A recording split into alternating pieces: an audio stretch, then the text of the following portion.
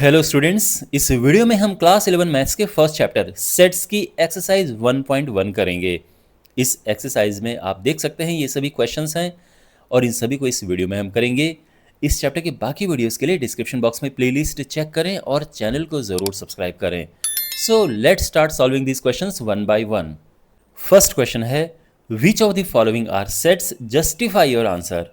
हमने ये बताना है कि इनमें से कौन से सेट्स हैं और फिर उसका रीज़न देना है कि क्यों है। देखो, सेट क्या होता है? अगर हम सिंपल डेफिनेशन की बात करें तो a set is a well defined collection of objects. तो वेल डिफाइंड कलेक्शन होना चाहिए। वेल डिफाइंड का मतलब, आप ध्यान से सुनो, वेल डिफाइंड का मतलब ये है कि वो बात पर्सन टू पर्सन वेरी नहीं करनी चाहिए। तो अगर मैं ये कहूँ कि भाई वीक के जो डेज हैं, यानी डेज ऑफ अ वीक, ये लिखो, तो ये आपको पता है कि ये पर्सन टू पर्सन वेरी नहीं करेगा। भाई राहुल जो बताएगा सीता भी वही बताएगी। आई मीन टू से Sunday, Monday, Tuesday, Wednesday, Thursday, Friday, Saturday, ये 7 डेज हैं और यही इसका आंसर है। ये वेल डिफाइंड कलेक्शन है और यहाँ पर पर्सन टू पर्सन ये वेरी नहीं कर रहा है। ये कोई सब्जेक्टिव चॉइस नहीं है कि ये इसकी अलग अलग ओपिनियन हो, ओपिनियन बेस्ड हो, ऐसा नहीं है। और यहीं पे अगर मैं ये कहूँ कि टॉप 10 बेस्ट एक्टर्स की लिस्ट बनाओ, तो ये पर्सन टू पर्सन वेरी करेगा, क्योंकि किसी को कुछ और, कोई और एक्टर अच्छा लग सकता है, किसी को कोई और एक्टर अच्छा लग सकता है। या अगर हम ये कहें कि डेंजरस एनिमल्स की लिस्ट बनाओ, 5 डेंजरस एनिमल्स बताओ, तो कोई पर्सन कुछ और लिस्ट बनाएगा, दूसरा कुछ और बनाएगा। तो ये है सब्जेक्टिव और ये ओपिनियन बेस्ड है। ओके, और ये पर्सन टू पर्सन ये वेरी कर सकता है। तो हम कहेंगे कि ये वाला सेट नहीं है। अगर मैं ये कहूँ कि फर्स्ट 10 नेचुरल नंबर्स लिखो, बिल्कुल ये आप आराम से लिख सकते हैं, ये सेट है। इवन अगर मैं ये बोलूँ कि भाई नेचुरल नंबर क्या होते हैं, तो अब आप कहोगे कि सर ये तो इनफाइनाइट हो गए, 1 से शुरू होके ये तो रुकेंगे ही नहीं, तो ये तो सेट नहीं होगा। नो, ये भी सेट होगा, भले इनफाइनाइट है पर सेट ये भी होगा। ओके, तो क्यों? क्योंकि भाई अगर मैं कहूँ कि नेचुरल नंबर लिखना शुरू करो, तो 1 से शुरू करेंगे आप, 1 2 3 4 5 6, और ये पूरे चलते जाएंगे। अगला पर्सन भी सेम लिखेगा। तो ये चीज़ पर्सन टू पर्सन वेरी करती है, हम ये नहीं कहेंगे। यहाँ पे अगर हम कहें कि अपनी क्लास में 5 मोस्ट इंटेलिजेंट स्टूडेंट्स का नाम बताओ, वो चीज़ फिर पर्सन टू पर्सन वेरी कर सकता है और ये वेल डिफाइंड कलेक्शन नहीं होगा और ये सेट नहीं होगा। ठीक है, तो ये ध्यान रखना कि सेट एक वेल डिफाइंड होना चाहिए, पर्सन टू पर्सन वेरी नहीं करना चाहिए। ये फाइनाइट भी हो सकता है, इनफाइनाइट भी हो सकता है। इसमें जैसे डेज इन अ वीक है, ये फाइनाइट है 7, लेकिन अगर मैं कहूँ कि इंटीजर्स, तो ये तो इनफाइनाइट है, लेकिन ये दोनों के दोनों सेट हैं। Got it? ऑलराइट, तो अब इस सोच को माइंड में रखो और इसी सोच के साथ हम अब आगे बढ़ते हैं। तो फर्स्ट है the collection of all months of year beginning with the letter J. तो जे से शुरू होने वाले जो मंथ्स हैं ईयर के, इसका कलेक्शन सेट होगा या नहीं होगा। तो अगर मैं आपको कहूँ कि भाई ये लिस्ट बनाओ, तो आप क्या कहोगे कि भाई कौन कौन से हैं? जैसे जनवरी है, फरवरी, मार्च, अप्रैल, मई, जून, जुलाई, अगस्त, सितंबर, अक्टूबर, नवंबर, दिसंबर, बस ये 3 हैं ये। अब यहाँ पर देखो, क्या लोगों में इस बात को लेकर मतभेद, डिस्प्यूट हो सकता है कि भाई दूसरा बोलेगा नहीं ये नहीं, कुछ और है? नहीं होगा ना, ये आंसर सबका होगा। तो यानी ये एक वेल डिफाइंड कलेक्शन है और ये सेट है। Got it? तो इसको हम अब लिखेंगे कैसे? तो इस तरह से अपना आंसर हम फ्रेम करेंगे कि yes, this is a set. क्यों? Because the months of a year beginning with the letter J are the same for every one. That is, it is a well defined collection. एक well defined collection है ये। Okay, और यहाँ पर set लिखने की ज़रूरत नहीं है कि कौन कौन से हैं ये, लेकिन अगर आप चाहो तो लिख सकते हो कि ये सेट है क्या। एक इसमें जनवरी है, जून, जुलाई। ओके, तो ये आप चाहो तो लिख सकते हो लास्ट में। तो इस तरह से अपना आंसर लिखेंगे। आई होप आपको ये समझ आ गया होगा। Second, the collection of 10 most talented writers of India. तो ये अब देखो, अब जहाँ पे बात आती है मोस्ट टैलेंटेड राइटर्स की, ये ओपिनियन बेस्ड है, ये सब्जेक्टिव है। यानी एक पर्सन कुछ और कहेगा, उसको कोई और टैलेंटेड लगेगा, किसी को कुछ और टैलेंटेड, कोई और राइटर टैलेंटेड लगेगा। तो ये जो है ये वेल डिफाइंड कलेक्शन नहीं है और ये सेट नहीं होगा। ओके, तो अब अपना आंसर हम कैसे फ्रेम करेंगे प्रॉपरली कि no this is not a set because most talented writers is a subjective term. Okay, तो ये is subjective and may vary from person to person, और पर्सन टू पर्सन ये वेरी कर सकता है। Hence it is not a well defined collection, तो ये एक वेल डिफाइंड कलेक्शन नहीं है। थर्ड पार्ट है a team of 11 best cricket batsman of the world. Again यहाँ पर बात है बेस्ट क्रिकेट बैट्समैन की, और ये भी सब्जेक्टिव है, ये भी पर्सन टू पर्सन वेरी कर सकता है। मुझे कोई और बैट्समैन अच्छा लग सकता है, आपको कोई और अच्छा लग सकता है, तो ये भी सेट नहीं है। तो हम कहेंगे कि no this is not a set because best cricket batsman is subjective and may vary from person to person. It is not a well defined collection, ये एक well defined collection नहीं है। तो समझ गए आप? ओके। फोर्थ पार्ट है the collection of all boys in your class. तो आपकी क्लास के जितने बॉयज़ हैं उनका कलेक्शन। अब देखो, अगर आपकी क्लास में कुछ स्टूडेंट्स को लिस्ट बनाने को कही जाए कि चलो लिस्ट बनाओ, तो आपको भी पता है कि सभी की लिस्ट एक जैसी होगी बिकॉज जो क्लास में बॉयज़ हैं वो बिल्कुल वेल डिफाइंड है कौन कौन से हैं वो। तो यहाँ पर आप अमित, सुमित, राहुल, सौरभ ये सब नाम लिखते जाएंगे और क्लास में जितने बॉयज़ हैं सभी के नाम आएंगे, और दूसरा पर्सन भी यही लिखेगा, तीसरा भी सेम लिखेगा, क्योंकि बिल्कुल ये वेल डिफाइंड है। तो ये सेट है। ओके, ये पर्सन टू पर्सन वेरी नहीं कर रहा है। ये कोई ऐसा नहीं कि कोई ओपिनियन हो कि हाँ भाई मेरी ओपिनियन ये है कि वो एक बॉय है, ऐसा नहीं है ना। तो यहाँ पर ये एक collection of well defined objects है। तो हम यही लिखेंगे कि yes this is a set because it is a well defined collection and does not vary from person to person. तो यही हमारी एक्सप्लेनेशन होगी perfect. The collection of all natural numbers less than 100। अब यहाँ पर देखो all natural numbers less than 100।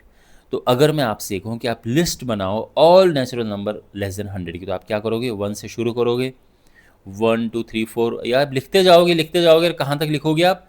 99 तक लिखोगे। दूसरे को मैं कहूँगा तो वो भी सेम लिखेगा, आई मीन अगर पता है उसे, ठीक है ना, कि नेचुरल नंबर क्या होते हैं ये सब। कहने का ये मतलब है कि ये एक वेल डिफाइंड कलेक्शन है और ये पर्सन टू पर्सन वेरी नहीं करता है। आप ये नहीं कह सकते कि नहीं मेरी ओपिनियन ये है कि ये वाले होंगे, ऐसा नहीं है। ओके, ये बिल्कुल एक वेल डिफाइंड कलेक्शन है और ये सेट है, ठीक है ना। तो अब हम यहाँ पर ये लिखेंगे कि yes this is a set because natural numbers less than 100 is a well defined collection and does not vary from person to person, ठीक है ना। और आप चाहो तो सेट लिख सकते हो कि 1 2 3 4 और फिर ये इस तरह से अप टू 99। तो ये हमारा प्रॉपर आंसर है, ठीक है। Next is a collection of novels written by the writer Munshi Premchand. तो मुंशी प्रेमचंद जी ने जो नॉवेल्स लिखी हैं उनका कलेक्शन। ऑफ कोर्स ये एक वेल डिफाइंड कलेक्शन है क्योंकि जो उन्होंने नॉवेल्स लिखी हैं वो आपके सामने हैं। सामने का मतलब ये है कि हमें पता है कौन कौन सी लिखी हैं, जैसे गोदान हो गया, गबन है, ये सब करके उनकी ये नॉवेल्स हैं। अब ये एक वेल डिफाइंड कलेक्शन है। अगर किसी को पता है या कोई लिस्ट है अगर उनकी सभी नॉवेल्स की, तो वो लिस्ट है, वो एक कलेक्शन है। और वो ऐसा नहीं कि पर्सन टू पर्सन वेरी करता है कि नहीं भाई मेरे राय में ये है, ऐसा नहीं है। बिल्कुल एक वेल नोन उनकी लिस्ट है कौन कौन से हैं। और ये हम ये नहीं कहेंगे अगर बाय द वे पता नहीं भी है तो भी हमें तो ये इतना तो हमें पता है ना कि उन्होंने जो लिखी हैं वो बिल्कुल फिक्स हैं कि हाँ भाई ये उन्होंने लिखी हैं। तो उनका जो कलेक्शन होगा वो भी एक वेल डिफाइंड कलेक्शन है और ये पर्सन टू पर्सन वेरी करने वाली बात नहीं है। हाँ, यहाँ पर अगर हम ये कहते कि collection of 5 most amazing novels या 5 बेस्ट नॉवेल्स, वहाँ पे फिर प्रॉब्लम आ जाती, क्योंकि अब जो बेस्ट है वो पर्सन टू पर्सन वेरी कर सकता है, most amazing person to person vary कर सकता है। लेकिन सिंपली हमने कलेक्शन बताने की कौन कौन सी लिखी हैं, तो भाई ये सब लिखी हैं, ये सारी नॉवेल्स हैं उनकी, इस तरह से आप कह सकते हैं। तो ये एक वेल डिफाइंड कलेक्शन है और ये सेट है। तो आप कहोगे कि yes this is a set Because novels written by the writer Munshi Premchand is a well-defined collection and does not vary from person to person. Hence, it is a set. ठीक है. Seventh है the collection of all even integers. देखो even integers आप I am sure आपको पता होगा क्या होते हैं. इवन नंबर तो जैसे 2 4 6 8 ये होते हैं ना, ये इवन नंबर्स होते हैं. लेकिन इंटीजर्स हमेशा आप इंटीजर्स का ये ध्यान रखना कि इंटीजर्स केवल पॉजिटिव नहीं होते हैं, नेगेटिव भी होते हैं. अगर मैं लिखने में जाऊं तो क्या किस तरह से लिखेंगे हम? -6 -4 -2 0 2 4 6 ये. तो ये जो कलेक्शन है ये ऑल इवन इंटीजर्स का कलेक्शन है और ये सेट है. बिकॉज भले ये इनफाइनाइट है पर ये वेल डिफाइंड है. ये अगर हम कहें स्टूडेंट्स को बोलें कि आप लिस्ट बनाओ तो हर कोई यही लिस्ट बनाएगा. आई मीन आप ये आगे पीछे लिख सकते हैं, हो सकता है कोई 8 10 लिख सकता है, बट 8 10 तो यहाँ भी है. भले मैंने डॉट लगा रखा है बट है तो यहाँ भी ना 8 10 12 सब यही है. तो अब ये पर्सन टू पर्सन वेरी नहीं करता है और ये एक वेल डिफाइंड कलेक्शन है. तो हम क्या कहेंगे कि yes this is a set because even integers ये जो है it is a well defined collection. और आप चाहो तो अब ये सेट इस तरह से लिख सकते हैं. क्लियर है. नेक्स्ट है the collection of questions in this chapter. तो इस चैप्टर में जो क्वेश्चन है उनका collection.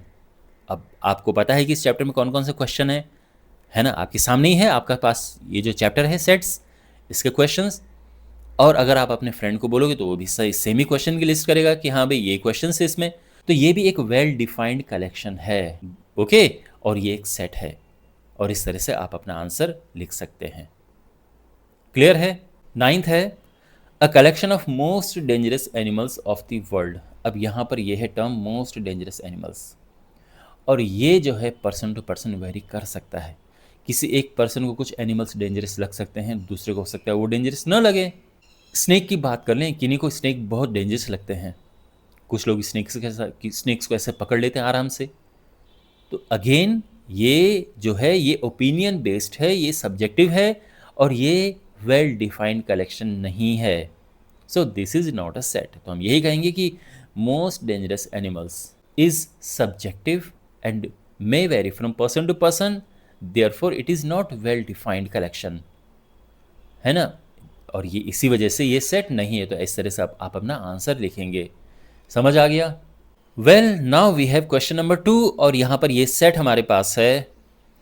Insert the appropriate symbol in the blank spaces. यानी हमने यहाँ पर ये सिंबल भरने हैं. देखो ये होता है बिलोंग्स टू और ये होता है डज नॉट बिलोंग टू.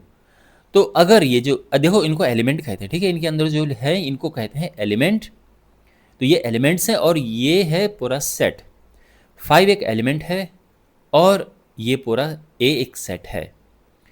तो ये एलिमेंट इस सेट में अगर है दिख रहा है आपको तो आएगा बिलोंग्स टू और अगर नहीं है तो आएगा डज नॉट बिलोंग टू. तो 5 आप देख सकते हैं यहाँ पर है तो 5 बिलोंग्स टू ए. आप यही लिखेंगे इस तरह से, ठीक है ना. 5 बिलोंग्स टू ए. कोई और एक्सप्लेनेशन लिखने की ज़रूरत नहीं है, केवल हमने ये ब्लैंक फिल करना है इस तरह से. तो मैं यही भी कर देता हूँ. ये 8 यहाँ पर देख रहे हैं आप, है कि नहीं है? नहीं है. तो ये क्या आएगा? ये आएगा डज नॉट बिलोंग टू क्योंकि नहीं है. 0 यहाँ पे है, नहीं है, ये भी आएगा डज नॉट बिलोंग टू. तो 0 does not belong to A. ये है तो ये बिलोंग्स टू आएगा. 4 बिलोंग्स टू ए. 2 यहाँ पर है, बिल्कुल है. 2 ऑल्सो बिलोंग्स टू ए. 10 है, नहीं है, तो ये भी आएगा does not belong to. Okay तो 10 does not belong to A. ऐसा पढ़ते हैं इसको क्या पढ़ते हैं? 2 belongs to A. Got it. Alright. Question number 3. यहाँ पर ये अलग अलग सेट हैं और हमने क्या लिखना है? इनको रोस्टर फॉर्म में लिखना है. देखो ये है क्या, मैं पहले तो समझाता हूँ. देखो माय डियर, कोई भी जो सेट होता है उसको लिखने के 3 तरीके होते हैं. एक है रोस्टर फॉर्म. तो रोस्टर फॉर्म क्या है? तो अगर मैं ये कहूँ आपसे कि आप लिखिए फर्स्ट 5 नेचुरल नंबर्स लिखिए, तो आप क्या लिखोगे? 1 2 3 4 5 लिख सकते हैं. हो सकता है कि ये इन्फानाइट भी हो, कि अगर मैं कहूँ कि आप नेचुरल नंबर का सेट लिखो, तो आप क्या करोगे, 2 4 5 6 लिखोगे यहाँ तक, और फिर क्या कर दोगे, डॉट डॉट कर दोगे। पर ये भी सेट है और ये रोस्टर फॉर्म है, तो जब इस तरह से लिखा जाता है अलग अलग एलिमेंट्स करके, ये रोस्टर फॉर्म है। लेकिन यहाँ पर दूसरा होता है, जैसे ये है, ये और ये, इन्हें हम कहते हैं सेट बिल्डर फॉर्म, क्योंकि यहाँ पर ये सेट बनाने का हिंट देते हैं, तो ये सेट बिल्डर फॉर्म है, सेट को बनाने वाली फॉर्म है ये। तो अगर मैं इसी को सेट बिल्डर फॉर्म में लिखूं तो मैं क्या कहूँगा कि x is such that x is a natural number, natural number, got it. और अगर मैं केवल इतना लिखता तो फिर साथ में एक और कंडीशन लगा देता कि जहाँ पे जो x है वो लेस देन इक्वल टू 5 है। बट ये फॉर्म है, और साफ अगर आप इसको पढ़ोगे तो आपको आराम से पता चल जाएगा कि बात इनकी हो रही है। तो ये है सेट बिल्डर फॉर्म। तीसरा होता है स्टेटमेंट फॉर्म। स्टेटमेंट फॉर्म का मतलब है कि जैसे ये वाला स्टेटमेंट फॉर्म है, ये स्टेटमेंट फॉर्म है, तो स्टेटमेंट फॉर्म इसको हम क्या लिखेंगे कि the set of first 5 natural numbers. अब आपने देखा roster form, set builder form and statement form, ये 3 फॉर्म्स होती हैं। ये 4 सेट बिल्डर फॉर्म है, ये स्टेटमेंट फॉर्म है, और हमने इनको रोस्टर फॉर्म में कन्वर्ट करना है। अब आप समझ गए? ओके, तो अब करना शुरू करते हैं वन बाय वन। फर्स्ट है, देखो x इज सच दैट। देखो इसको क्या पढ़ा जाता है, इज सच दैट, ये जो यहां पर है ना, इज सच दैट, ये ध्यान रखना। कभी कभार आपको हो सकता है कि एक लाइन भी यहां पर देखने को मिल जाए ऐसे, उसका भी सेम मतलब होता है, ठीक है ना, हो सकता है आपको ऐसे लाइन देखने को मिले, तो ध्यान रखना सेम ही है ये। x is such that x is an integer, और ये तो यहां पर देखो इंटीजर है और ये साथ में कंडीशन है, यानी x ये है। तो अब इनको लिखना शुरू करते हैं, तो देखो -3, क्यों? क्योंकि x इसके भी इक्वल है, इक्वल का साइन है ना यहाँ पे, -2 -1 0 1 2 3 4 5 6, और रुक जाएंगे आप, 7 नहीं लिखेंगे बिकॉज 7 से लेस है ये, 7 नहीं है। यहाँ पर इक्वल का साइन था ना, एक लेस देन इक्वल, तो यानी -3 less than equal to X, यानी इक्वल है, -3 के भी इक्वल है ये, तो ये इसलिए यहाँ पे -3 हमने लिया, तो ये हो चुका है। अब बी पार्ट देखो, आई मीन टू से सेकेंड पार्ट है, b is equal to x is such that x is a natural number less than 6। तो नेचुरल नंबर आप जानते हो 1 से शुरू होते हैं, 1 2 3 4 5, ठीक है। थर्ड,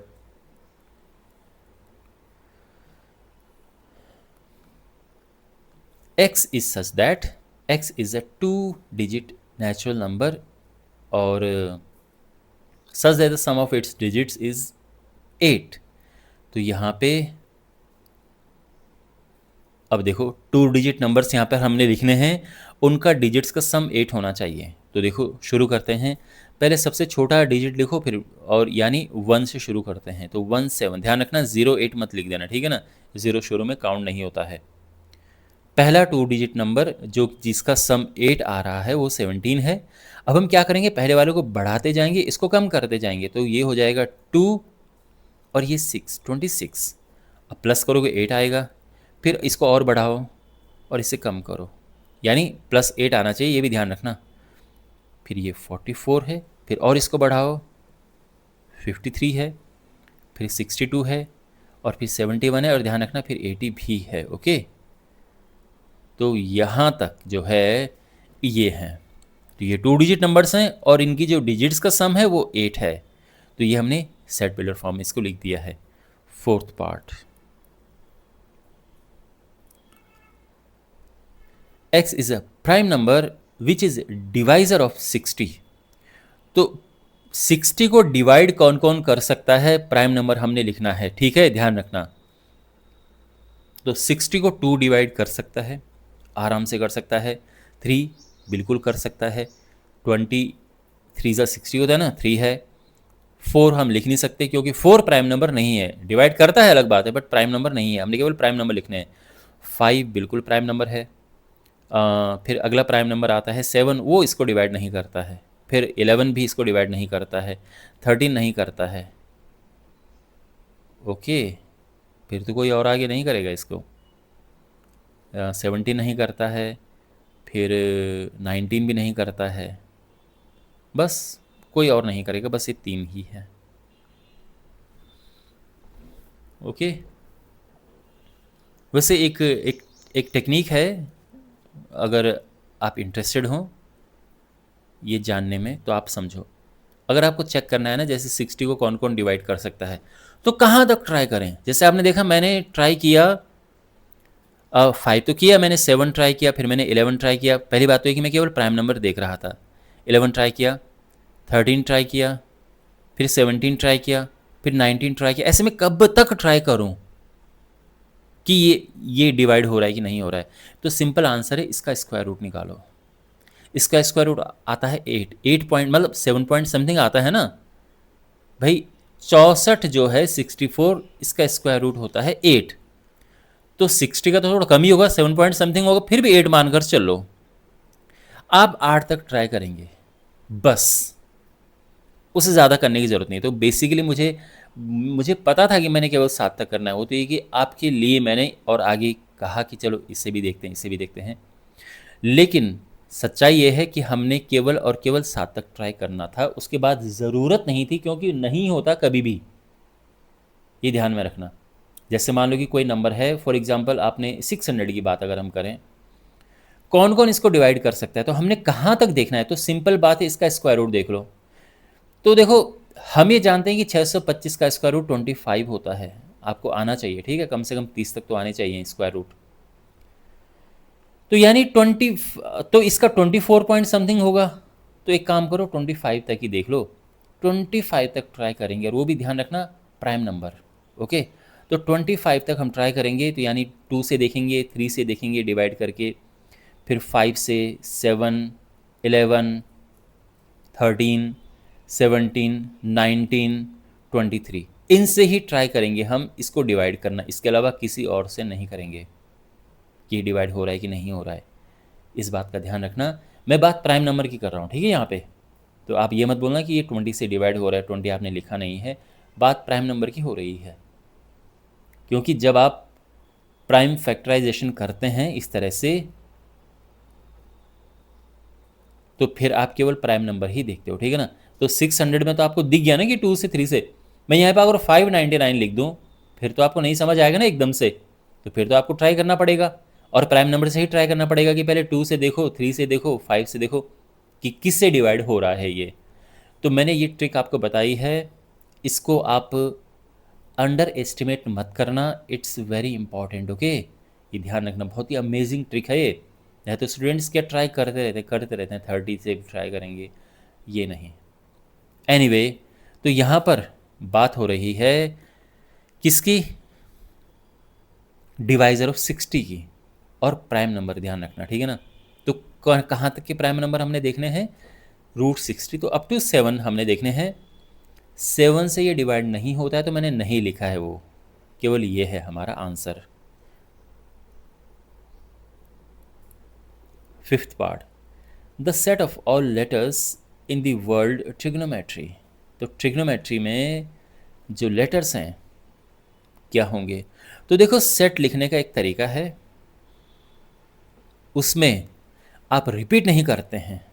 तो ये नहीं कि टी 2 बार है तो आप भी 2 बार लिखेंगे, नहीं, हमें एक ही बार लिखना होता है। तो टी इसमें है, आर इसमें है, आई इसमें है, जी है, ओ है, एन है, दोबारा ओ आ गया, एम है, फिर ई है, मतलब ई भी लिखेंगे। टी दोबारा आ रहा है, आर भी दोबारा आ रहा है, तो वो नहीं लिखेंगे, वाई लिखेंगे हम, ये है। तो सेट में ये है कि जो रिपीटेशन है वो हम नहीं करते हैं, रिपीट होके नहीं लिखते हैं।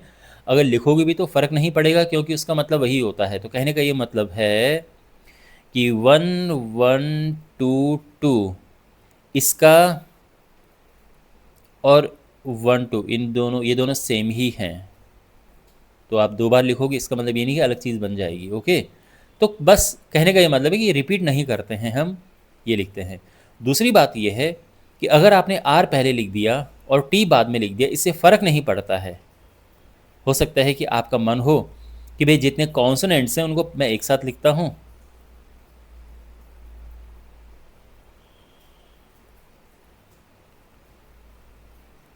और जो वॉवल्स हैं आई ओ ई, इनको एक साथ लिखते हैं। आपका मन है तो आप लिख सकते हो, कोई प्रॉब्लम नहीं है, ये भी करेक्ट होगा। हाँ, सारे होने चाहिए। ओके, 1 2 3 4 5 6 7 8 9, 1 2 3 4 5 6 7 8 9, बिल्कुल। तो आप ऐसे भी लिख सकते हैं, कोई प्रॉब्लम नहीं है। तो क्या बताया मैंने, रिपीट नहीं करते हैं और इनका ऑर्डर मैटर नहीं करता है। और क्या है, सिक्स्थ पार्ट है, हो चुका है।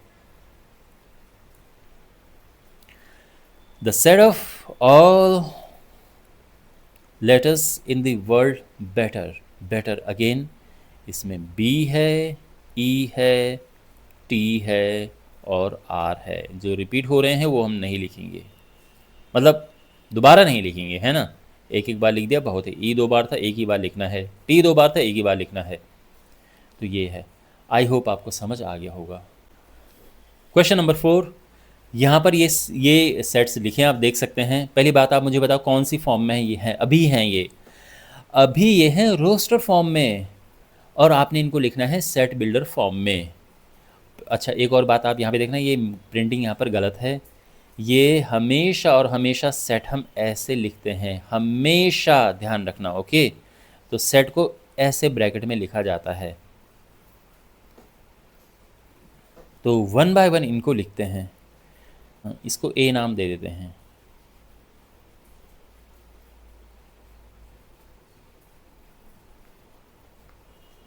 तो इसकी सेट बिल्डर फॉर्म क्या होगी, अब देखो पहचानो कि क्या है ये।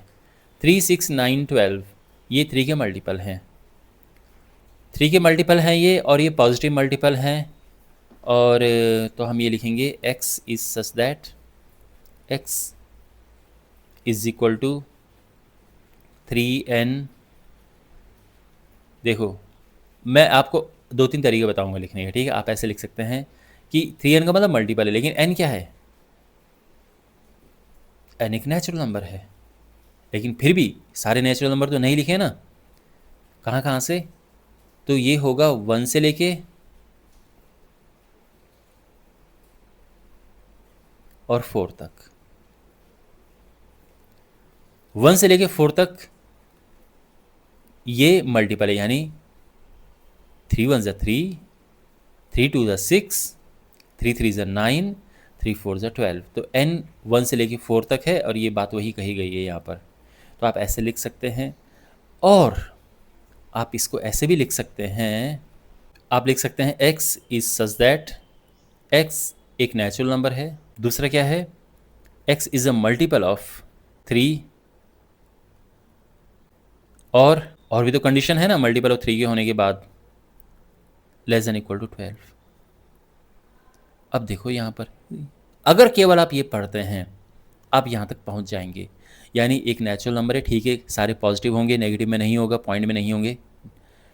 मल्टीपल ऑफ 3, मल्टीपल ऑफ 3 का मतलब होगा कि 3 है, 6 है, 9 है, 12 है, 15 18, लेकिन बिकॉज 12 या लेस है तो ये हट जाएंगे और यही बचेगा। तो बेसिकली ये भी एक लिखने का तरीका है, आप दोनों में से कोई भी लिख सकते हैं, लेकिन आने आपको दोनों चाहिए। Okay, second part. अब यहाँ पर इसको हम बी नाम दे देते हैं। 2 4 8 16 32। अब देखो कैसे करेंगे हम, तो आपको क्या लग रहा है इनकी क्या खास बात है। तो पहली बात तो ये है कि ये 2 है, 2 की पावर 1, ये 2 की पावर 2 है, ये 2 पावर 3 है, ये 2 पावर 4 है, और ये 2 पावर 5 है ना। ये 2 2 की पावर 2, 2 की पावर 4, 2 की पावर ये, इस तरह से। तो अब ये क्या होगा, सेट बिल्डर फॉर्म क्या बनेगी इसकी।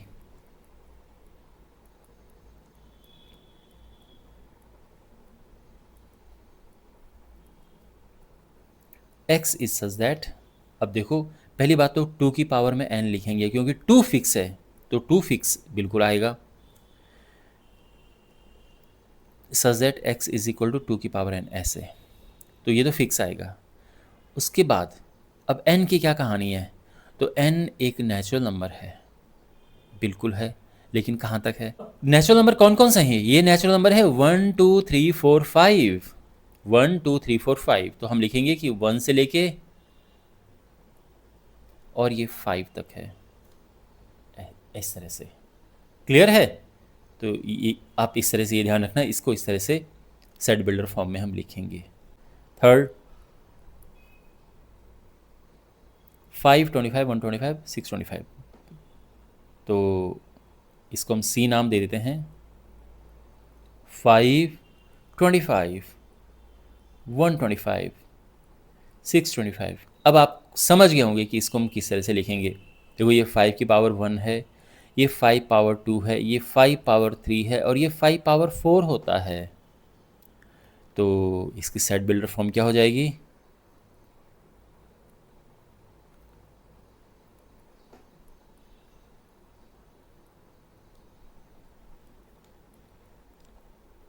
तो हम क्या लिखेंगे कि x है 5 पावर n, क्योंकि 5 फिक्स है, ये चेंज हो रहा है तो इसको हम n नाम दे देंगे। अब ये है क्या 1 2 3 4, n की ये कहानी है कि ये 1 2 3 4 है, तो क्लियरली एक नेचुरल नंबर है। और इसके साथ में क्या है, ये 1 से लेके 4 तक है, तो 1 से लेके और 4 तक है, बस simple.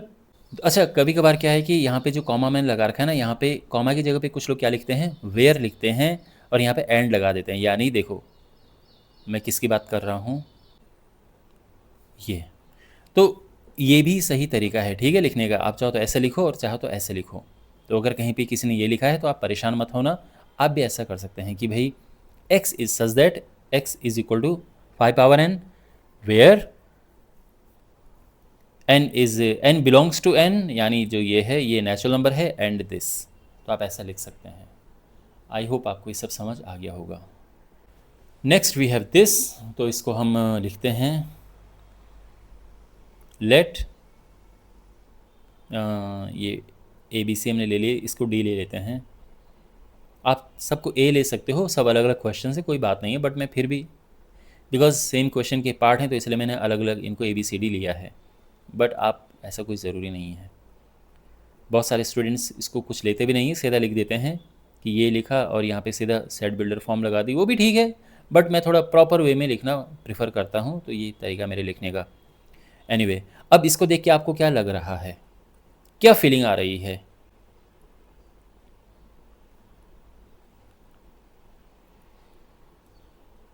Set builder form.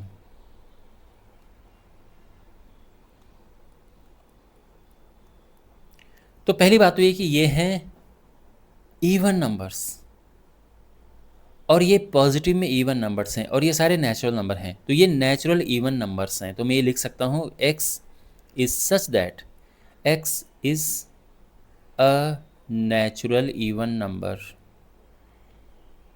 Natural even number, बिल्कुल प्रॉपर आप ये लिख सकते हैं, परफेक्टली ऑल राइट है। और दूसरा तरीका इसको लिखने का क्या है, x is such that x is equal to 2n, देखो किसी भी इवन नंबर को हम इस तरह से लिखते हैं 2n, है ना, और n अगर 1 2 3 4 लिखते जाते हैं तो आपको इवन नंबर मिलते जाते हैं 2 4 6 8 ऐसे, तो ये है वेयर जो n है वो नेचुरल नंबर है, यानी 1 2 3 4 ये है। अब इसमें कोई लिमिट तो है नहीं ना, तो हम आगे वो नहीं लिखेंगे जो हम लिखते थे ना कि 1 इज़ ये और ये सब करके, बस सिंपली ये नेचुरल नंबर है, यानी अगर केवल ये लिखा है मैंने कोई कंडीशन नहीं ली तो यानी सारे नेचुरल नंबर हैं, तो ये बिल्कुल है। आप इसको वेयर लिखो, आप चाहे यहाँ पे कॉमा लगाओ, बात एक ही है, और ये लिखने का भी तरीका है, तो ये दोनों तरह से आप लिख सकते हैं। तो अगर आप केवल इसको देखोगे, ये नहीं देखोगे, तो आप ये देख के भी यहाँ पर पहुँच जाएंगे, और यहाँ पे भी ऐसा ही है, इस तरह से, ठीक है ना। ऑलराइट, अब यहाँ पर ये देखो, तो सबसे पहले इसको हम लेट ई करके ले लेते हैं इस सेट को। It is 149 up to 100। अब ये है 1 स्क्वायर, 2 स्क्वायर, 3 स्क्वायर, और ये 10 का स्क्वायर। यही इनकी खास बात है। अब इसको हम लिखेंगे सेट बिल्डर फॉर्म में। सेट बिल्डर फॉर्म में हम क्या लिखेंगे, तो देखो x is such that x is equal to, अब ये क्या है, अब यहाँ पर पावर फिक्स है तो पावर में तो 2 पक्का आएगा, अंदर ये चेंज हो रहा है तो हम लिखेंगे n की पावर 2। अब n है 1 2 3 4 5 6 7 8 9 10, यानी n एक नेचुरल नंबर है। दूसरा 1 से लेके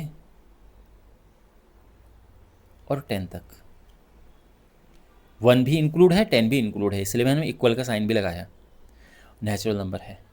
और इस तरह से तो n यहाँ पे 1 भी रख सकते हैं, 1 2 3 4 5 6 7 8 9 10 सभी हम रख सकते हैं और हमें बिल्कुल ये मिलेगा।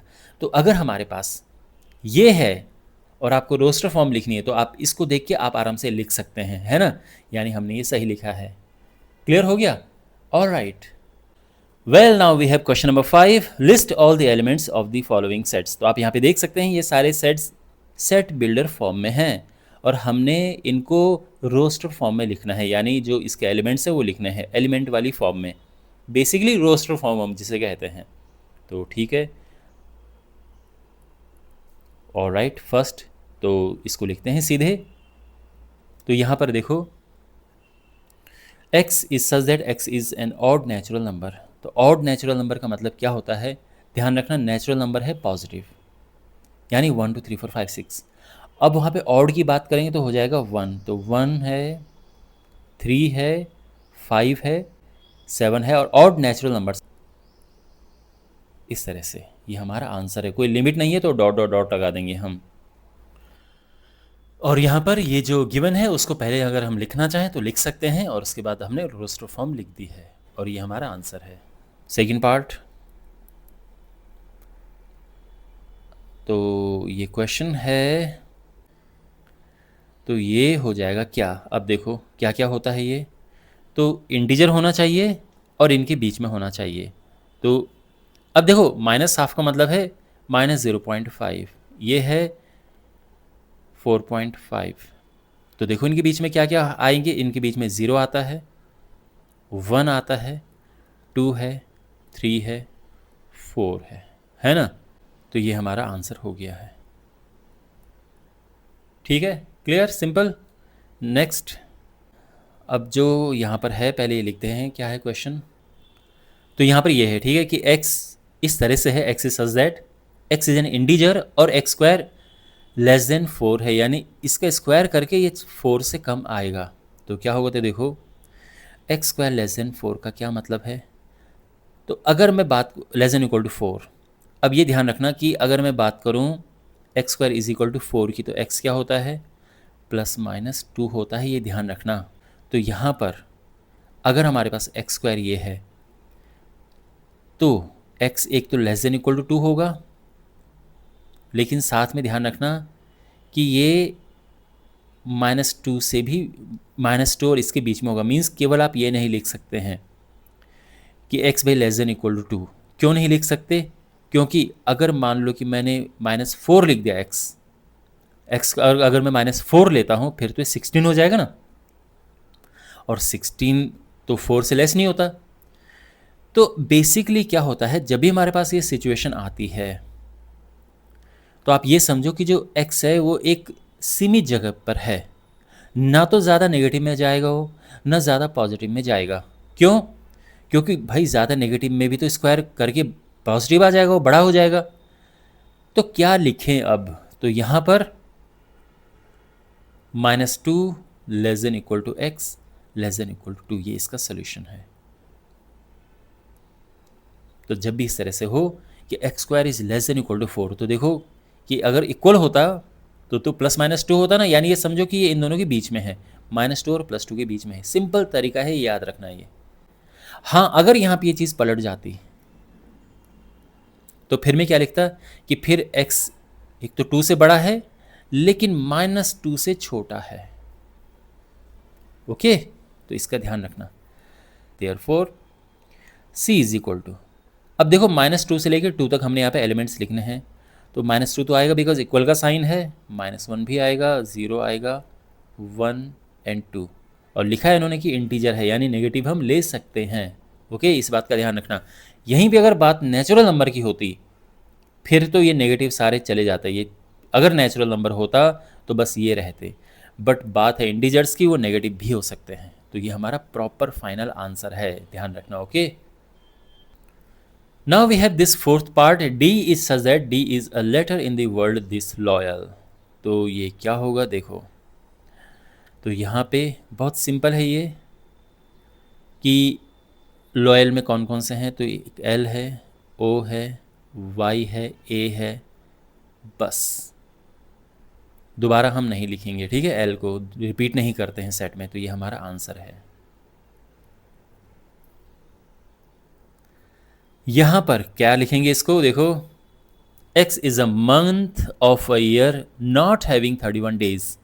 नॉट हैविंग 31 डेज में क्या क्या आता है, तो जनवरी में तो 31 होते हैं, फरवरी, मार्च में 31 होते हैं, अप्रैल 31 नहीं होने चाहिए। ओके, फिर मई में 31 होते हैं, जून, जुलाई में 31 होते हैं, अगस्त में भी 31 होते हैं, सितंबर,